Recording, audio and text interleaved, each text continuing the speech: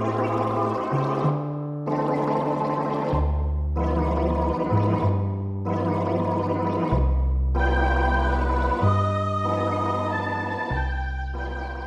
haven't done a joke for some time, for which I apologise.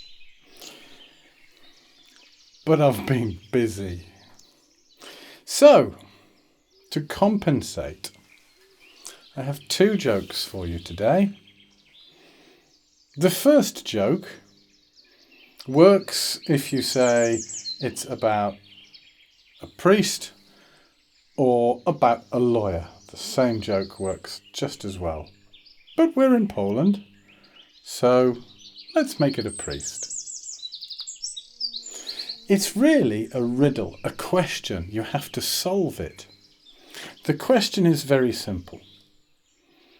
A poor priest, a rich priest, and Santa Claus are walking down the street when they see 100 zloty on the pavement.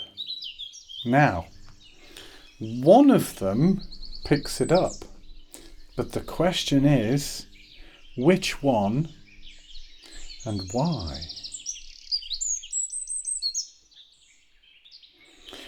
The answer is very simple. It's the rich priest, because the other two don't really exist.